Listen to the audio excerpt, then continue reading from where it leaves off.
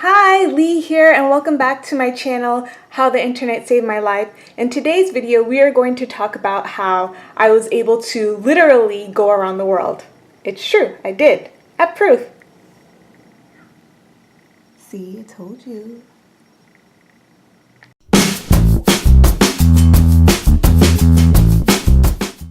Okay, so now you must be wondering, so how did I get the chance to travel around the world? Well, it was through this organization called Peace Boat.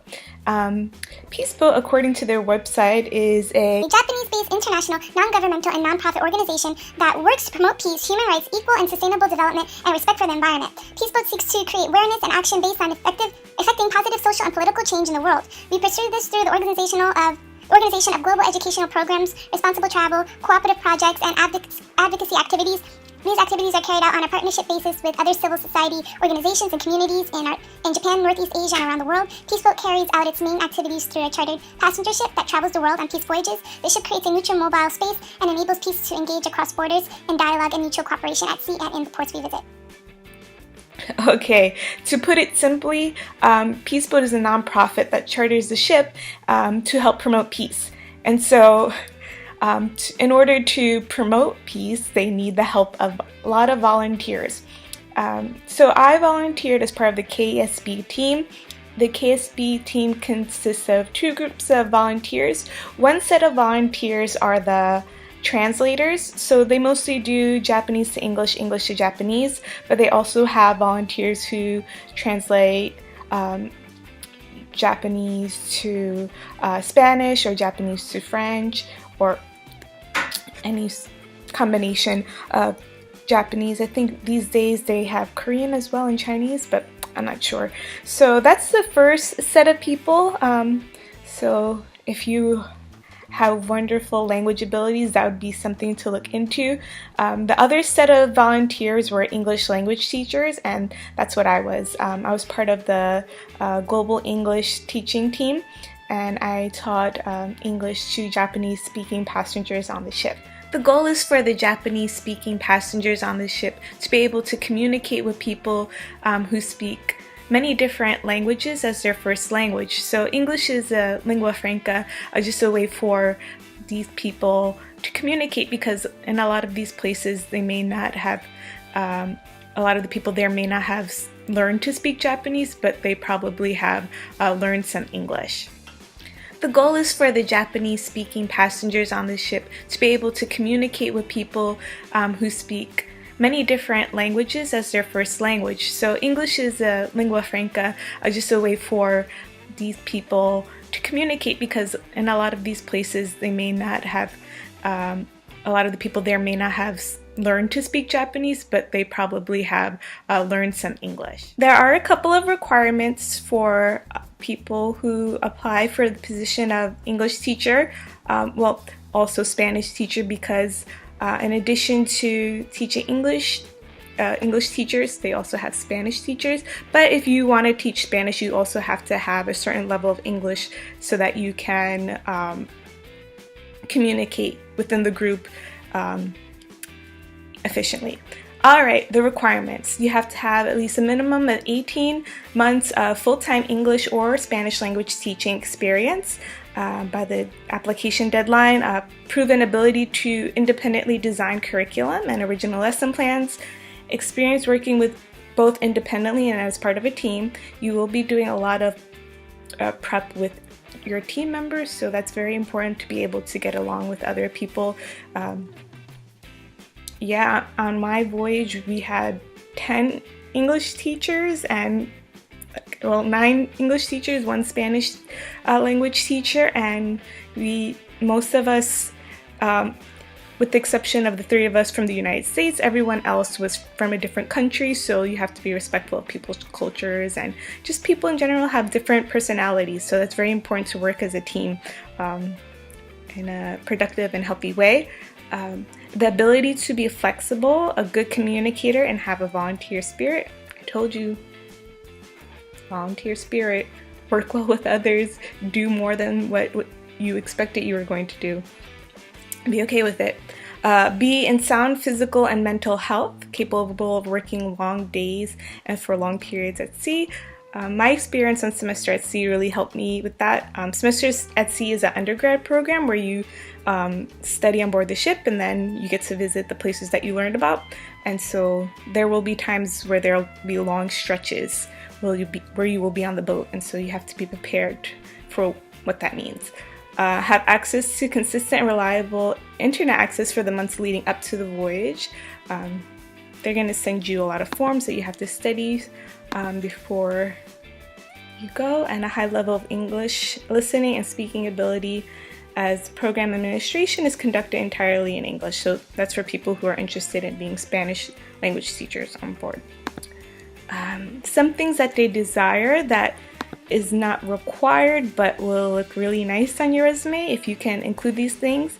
That includes teaching qualifications like CELTA, TFL, TESOL, experience with public speaking or addressing large audiences and being on stage, specific interests in improving your language skills and peace education skills, Japanese language ability, experience teaching in Japan and or understanding Japanese culture, and experience living and working in foreign countries or with foreign cultures.